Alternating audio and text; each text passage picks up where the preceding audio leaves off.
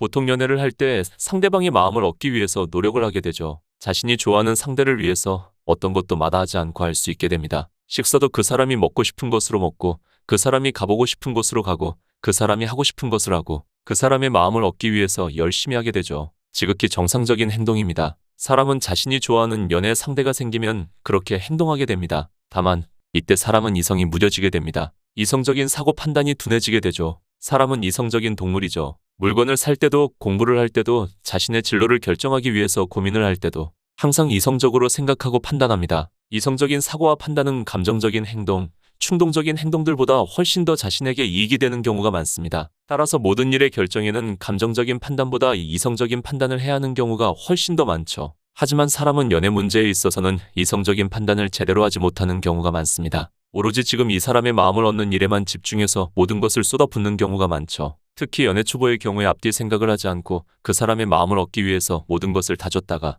나중에 큰 상처를 받게 되는 경우가 많이 생깁니다. 이성적으로 생각하지 못하고 모든 것을 다 줬다가 어떤 문제가 생기느냐 하면 상대방이 그걸 느낀다는 거죠. 이 사람은 지금 나한테 정신을 못 차리고 있구나. 상대방이 그걸 느끼는 즉시 상하관계가 형성됩니다. 동등한 연애 관계가 아니라 주종의 관계, 상하의 관계가 되어버립니다. 연애에 있어서 동등한 관계가 아니라 상하의 관계가 되어버리면 많은 문제들이 생기게 됩니다. 먼저 당신은 이제 그 사람을 모시고 살아야 하는 겁니다. 그 사람이 호출하면 즉시 달려가야 하고 기념일마다 깜짝 이벤트를 준비해야 합니다. 그렇게 그 사람을 위해서 살다가 지쳐서 잠시 쉬고 있으면 변했다는 소리를 듣게 될 겁니다. 억울하죠. 그동안 그렇게 열심히 했는데 피곤해서 잠시 쉬고 있는 것뿐인데 변했다는 소리를 듣게 된다면 말이죠. 평생을 그렇게 살아도 괜찮다면 그렇게 하세요. 하지만 그게 아니라면 그 사람의 마음을 얻기 위해서 노력을 할 때 어느 정도 이성적인 판단을 하도록 하세요. 이성적으로 생각을 하면서 상대방의 마음을 얻기 위해서 노력을 해야 하는 겁니다. 구체적으로 어떻게 해야 하는 거냐면